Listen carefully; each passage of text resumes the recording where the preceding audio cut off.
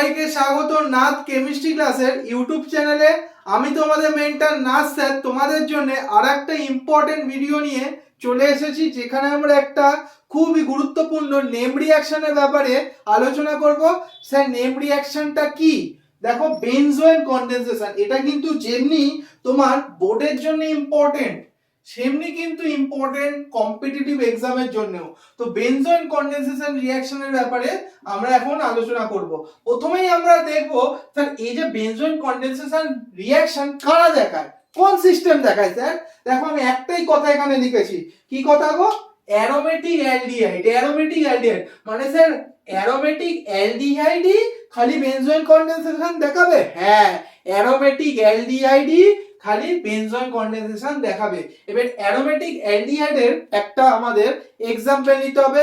সবথেকে simplest aromatic aldehyde কি হবে স্যার? বেনজোয়েন কনডেনসেশনের জন্য আমাদের অ্যারোমেটিক অ্যালডিহাইড লাগবে। আর সবথেকে অ্যারোমেটিক অ্যালডিহাইড সিম্পলেস্ট কোনটা হবে স্যার? বেনজালডিহাইড। বেনজালডিহাইড সবথেকে সিম্পলেস্ট অ্যারোমেটিক অ্যালডিহাইড তো বেনজালডিহাইড। হ্যাঁ, তাই জন্য দেখো আমরা বেনজালডিহাইড নিয়েছি। এবার বেনজোয়েন কনডেনসেশন রিঅ্যাকশনের মধ্যে আমাদের বেনজালডিহাইডের দুটো মলিকুল নিতে হবে, দুটো অণু নিতে হবে। আর তার সাথে কি দিতে হবে? কেসিএন, ইথানল আর ওয়াটার। মানে এইটা কেসিএন, ইথানল, ওয়াটার মানে এটা কি রকম সলিউশন হয়ে যাবে? Aqueous alcoholic solution of KCN. মানে কেসিএন এর মধ্যে জলও আছে, অ্যালকোহলও আছে না। দেখো, কেসিএন ছাড়া ইটিওএইচ আর ওয়াটার মানে কেসিএন এর মধ্যে অ্যালকোহলও আছে, আর কি আছে? অ্যাকুয়াস মানে জলও আছে। বুঝতে পারছো? তাহলে আলটিমেটলি কি প্রোডাক্ট এখানে তৈরি হয়? বেনজোয়েন। বেনজোয়েন মানে এই যে নেম রিঅ্যাকশনটা, এটা প্রোডাক্ট বেসড নেম রিঅ্যাকশন বলতে পারি। যেহেতু প্রোডাক্টের নাম অনুযায়ী এখানে নেম রিঅ্যাকশনের নাম দেওয়া হয়েছে, তাই জন্য আমরা বলতে পারি it is a product based name reaction. এবার একটা খুবই গুরুত্বপূর্ণ জিনিস, ওটা হচ্ছে এখানে প্রোডাক্টের ইল্ডটা দেখো, ভালো ইল্ড আসে, 92% ইল্ড, মানে খুব ভালো ইল্ড আসে। এবারে এই যে বেনজালডিহাইড থেকে বেনজোয়েনটা তৈরি হলো, এটা কিভাবে হলো? এর জন্য আমাদের কি দেখতে হবে? মেকানিজম দেখবো। মেকানিজম যাওয়ার আগে একটা জিনিস তোমাদের বলে দিই, ওটা হচ্ছে ট্রিক। তোমাকে যদি বলে যে বেনজোয়েন কিভাবে তৈরি করবে, খুব তাড়াতাড়ি কিভাবে তৈরি করবে মেকানিজম ছাড়া, ধরো 5 সেকেন্ডের মধ্যে বেনজোয়েনকে তৈরি করতে বলে, তাহলে তোমায় কে হেল্প করবে? ট্রিক হেল্প করবে। এবার ট্রিকটা কি হবে? দেখো, এখানে বেনজালডিহাইডের দুটো মলিকুল নিয়েছি, একটাকে এইভাবে লিখবে মানে benzene ring C double bond O, আর হাইড্রোজেনটাকে নিচের দিকে লিখবে। আর একটাকে কি লিখবে? সি ডাবল বন্ড ও, নিচের দিকে হাইড্রোজেন, আর এখানে বেনজিন রিং আছে। এবার কি করবে? এই বেনজালডিহাইডের যেই হাইড্রোজেন আছে, অ্যালডিহাইড গ্রুপের যেই হাইড্রোজেনটা আছে, এটা এই বেনজালডিহাইডের অ্যালডিহাইডের অক্সিজেনের সাথে আটকে দেবে। দেখো, এই হাইড্রোজেনটা অক্সিজেনে আটকে দিলে আর কি করবে? এই কার্বন আর এই কার্বনের মধ্যে নতুন একটা বন্ধন করে দেবে। স্যার কার্বন কার্বনের মধ্যে নতুন একটা বন্ড করে দেব। আর এখানে দেখো, অক্সিজেন আর কার্বনের মধ্যে স্যার দুটো বন্ড ছিল, একটা বন্ড রিমুভ করে দেবে, তাহলে তোমার বেনজোয়েন তৈরি হয়ে যাবে। এবার দেখো, আরেকবার বলছি, benzene ring C double bond O, এবার এই কার্বনের মধ্যে নতুন বন্ড, এই যে নিউ সিসি বন্ড হয়েছে। এবার দেখো, এই কার্বনের সাথে একটা হাইড্রোজেন ছিল, এই যে স্যার হাইড্রোজেনটা। এবার এই অক্সিজেনের সাথে এই হাইড্রোজেনটা নতুন জুড়ে গেল, এই যে ওইটা। এবার দেখো, ফোকাস করো, এই কার্বনের সাথে বেনজিন রিংটা, এই যে বেনজিন রিংটা, তো এই মলিকুলটা কি? বেনজোয়েন। এটাই তোমার ট্রিক হবে, কৌশল বলতে পারো। বুঝতে পারছো তো?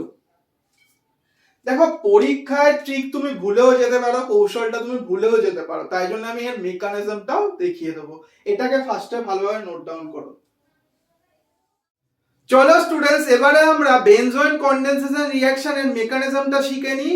মেকানিজমের বাংলা মানে জানো তো? ক্রিয়া কৌশল বলে। বুঝতে পারছো তো? চলো ক্রিয়া কৌশলটা দেখে নিই। এবার পুরো বোর্ডের ওপর তোমরা কিন্তু ফোকাসটা করবে, মেকানিজমটা কিন্তু খুবই ইম্পর্টেন্ট মেকানিজম।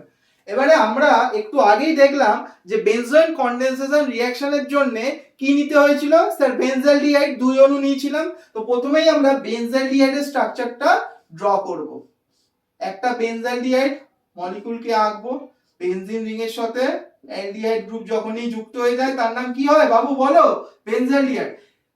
এই অ্যারোটার নাম বলে রিভার্সেবল অ্যারো, মানে এটাকে আমরা বাংলায় বলতে পারি দুমুখ অ্যারো, বুঝতে পারছো তো? এবার এখানটায় কেসিএন নিতে হয়েছিল। কেসিএন মানে কি sir? K plus CN minus, হ্যাঁ কি না গো? হ্যাঁ স্যার। এবার সিএন মাইনাস না একটা খুবই ভালো নিউক্লিওফাইল, মানে স্যার এর তো ভরে ভরে ইলেকট্রন আছে। হ্যাঁ, তো ইলেকট্রন কাকে দান করবে? গরিবকে। গরিবকে। তো গরিব সেন্টার কোথায়? এই তো স্যার, এই কার্বন তো ইলেকট্রোফিলিক সেন্টার। হ্যাঁ, ইলেকট্রোফিলিক সেন্টার। তো এই যে নেগেটিভ চার্জটা গিয়ে এই কার্বনিল কার্বনে অ্যাটাক করবে, কার্বন অক্সিজেনের মধ্যে পাই বন্ডটা স্যার ভেঙে যাবে। তো ভেঙে যাবে। হ্যাঁ, পাই বন্ডটা কেন ভাঙলো? কারণ স্যার পাই বন্ড তো weak bond, weak bond. Clear হচ্ছে তো বাবু? হ্যাঁ স্যার। তার মানে এই কার্বন আর অক্সিজেনের মধ্যে একটা বন্ড ভেঙে গেছে, মানে একটা বন্ডই বেঁচে আছে। হ্যাঁ স্যার। এবার এর সাথে একটা হাইড্রোজেন, আর নিচে তো কার্বন কার্বন নতুন বন্ড হলো। হ্যাঁ, ক্লিয়ার? ক্লিয়ার ব্যাপারটা? তোমরা একটা জিনিস পড়েছো নিশ্চয়ই ক্লাস 11 এ, যে সায়ানাইডের স্যার মাইনাস আই এফেক্ট আছে, জানো তো? মাইনাস আই মানে? হ্যাঁ স্যার, ইলেকট্রন টানতে ভালো পারে। ইলেকট্রন না টানতে ভালো পারে। যদি এই ইলেকট্রন গুলো টেনে নেয় তাহলে এই যে হাইড্রোজেনটা হবে না, এ মারাত্মক অ্যাসিডিক হয়ে যায়, মারাত্মক অ্যাসিডিক হয়ে যায়। বুঝতে পারছো? তো কি হবে? অ্যাসিডিক প্রোটন ছেড়ে দিতে চায় সব সময়, আম্লিক হাইড্রোজেন ওটা ছেড়ে দিতে চায়। তাই জন্য কি হবে? এই যে অক্সিজেনের নেগেটিভ চার্জটা এই হাইড্রোজেনটাকে নেবে, আর কার্বনের থেকে আমি যদি কথা বলি, কার্বনের দিকে ইলেকট্রন ডেনসিটিটা শিফট হয়ে যাবে। কেন? কারণ স্যার এই হাইড্রোজেন আর কার্বনের মধ্যে কার্বন তো বেশি ইলেকট্রোনেগেটিভ, তাই জন্যই কার্বনের দিকে ইলেকট্রন ডেনসিটিটা শিফট হবে, ওইদিকে চলে যাবে। তার মানে কিরকম একটা সিস্টেম পাবো? কিরকম সিস্টেম পাবো? দেখো বাবু, এইদিকে দেখবে কিন্তু, মন দিয়ে দেখবে। তার মানে স্যার এই যদি অক্সিজেনের নেগেটিভ চার্জটা এই হাইড্রোজেনটাকে নিয়ে নেয় তাহলে ও এইচ হয়ে গেল, আর কার্বনের দিকে ইলেকট্রন ডেনসিটি চলে গেল, মানে বেশি ইলেকট্রন বেশি ইলেকট্রন বেশি ইলেকট্রন থাকা মানেই নেগেটিভ দিয়ে দেখাবো। আর এখানে সায়ানাইড আছে, এখানে এই যে সায়ানাইডটা আছে ভালো স্টেবিলাইজ করবে এই কার্বন আয়নটাকে ডিলোকালাইজেশনের মাধ্যমে। বুঝতে পারছো? আমি একটুখানি যদি স্ট্রাকচারটা খুলে দেখাই, আশা করি আরেকটু ক্লিয়ার হবে জিনিসটা। দাঁড়াও তোমাদের দেখাই। সায়ানাইড মানে জানো তো, কার্বন আর নাইট্রোজেনের মধ্যে ট্রিপল বন্ড থাকে। হ্যাঁ স্যার, ট্রিপল বন্ড থাকে। তো তো এই নেগেটিভ চার্জটাও এইদিকে আসবে, এই বন্ডের ইলেকট্রন এইদিকে চলে যাবে। তার মানে একটা আমি জাস্ট তোমার রেজোনেটিং স্ট্রাকচার এখানে শো করছি। তো এরকম দেখতে হবে, দেখো সি ও এইচ, এবার কার্বন কার্বনের মধ্যে ডাবল বন্ড, আর নাইট্রোজেনের দিকে ইলেকট্রন ডেনসিটি শিফট হলো, মানে n মাইনাস। ঠিক আছে? আর একটা তোমার রেজোনেটিং স্ট্রাকচার হতে পারে, বাট আমরা রেজোনেটিং স্ট্রাকচার আমরা শিখছি না, আমরা তো রিঅ্যাকশন শিখছি। ঠিক আছে? রিঅ্যাকশনের মেকানিজমটার উপরই পুরো ফোকাসটা হবে। তার মানে আমরা কি পেলাম এখান থেকে? এই স্ট্রাকচারটা পেলাম, বেনজিন রিং, তার সাথে কার্বন আছে, ওর সাথে একটা নেগেটিভ চার্জ, আর কার্বনের সাথে একটা OH আছে, আর নিচের দিকে সায়ানাইড আছে। এটা নিয়েই আমরা আগে এগোবো এগোবো। তার মানে স্যার COH, এখানে ছিল Cn আর নেগেটিভ। আচ্ছা বাবু, আমরা তো অলরেডি একটা বেনজালডিহাইড মলিকিউল ইউজ করে ফেলেছি, তার মানে আরেকটা পড়ে আছে। আমি প্রথমেই বলেছিলাম যে এই রিঅ্যাকশনে দুটো বেনজালডিহাইড মলিকিউল নিতে হবে, একটা তার মানে পড়ে আছে। হ্যাঁ কি না? হ্যাঁ স্যার। তার মানে আরেকটা পড়ে আছে। এবার ব্যাপারটা ভালোভাবে কিন্তু বুঝবে তোমরা। আরেকটা বেনজালডিহাইড মলিকিউল এখানে আমরা এঁকে দিলাম। কি করবে এবার? এই যে কার্বনের নেগেটিভ চার্জটা গিয়ে এখানে অ্যাটাক করবে, আর কার্বন অক্সিজেনের মধ্যে সেই পাই বন্ডটা ভেঙে যাবে। এবার একটা খুব ইম্পর্টেন্ট জিনিস ভাবো, এই যে কার্বনের ওপর সবসময় আমরা জানি কার্বন ইলেকট্রো পজিটিভ, ওর ওপর পজিটিভ চার্জ থাকে, কিন্তু এখানে দেখো কার্বন নেগেটিভ চার্জ, মানে কার্বনের পোলারিটি রিভার্স হয়ে গেছে। এটাকে বলে উমপুলং। উমপুলং অনেকে বলে, কিন্তু আমি বলি আমপুলং। আমপুলং এফেক্ট এটাকে বলে, কারণ কার্বনের পোলারিটি রিভার্স হয়ে গেছে। রিভার্সাল অফ পোলারিটি মানে কি? আমপুলং এফেক্ট। এবার দেখো, তার মানে স্যার এই বেনজিন কি হলো? এই কার্বনের মধ্যে নতুন বন্ড, এবার এই কার্বনের সাথে একটা হাইড্রোজেনও ছিল, এই যে হাইড্রোজেনটা আমি শো করালাম, অক্সিজেনের দিকে ইলেকট্রন ডেনসিটি শিফট হয়ে গেল, তাই O মাইনাস, এটা সায়ানাইড। আর এখানে দেখো বাবু আর একটা বেনজিন রিং ছিল না? হ্যাঁ স্যার ছিল তো বটে, হ্যাঁ। এবার নেক্সট স্টেপে কি হয়? নেক্সট স্টেপে তোমার বলতে গেলে প্রোটন ট্রান্সফার হবে। আচ্ছা বাবু, এখানেও কিন্তু তোমার রিভার্সেবল অ্যারোটা দিতে হবে, প্রত্যেকটা স্টেপে কিন্তু এখানে রিভার্সেবল। তো রিভার্সেবল অ্যারো মাস্ট, না হলে কিন্তু টিচার মার্কস কাটবে। বিএসসি তে কিন্তু প্রচুর টিচাররা স্ট্রিক্ট, খাতা কিন্তু খুবই স্ট্রিক্টলি দেখে, তো এগুলো ভুল করলে চলবে না বাবু।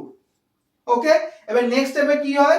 এই O মাইনাসটা এই হাইড্রোজেনটাকে নিয়ে নেয়, আর এই অক্সিজেনের মাথায় নেগেটিভ চার্জটা চলে আসে, এটাকে বলে proton transfer, rapid proton transfer step. এবার কি হলো?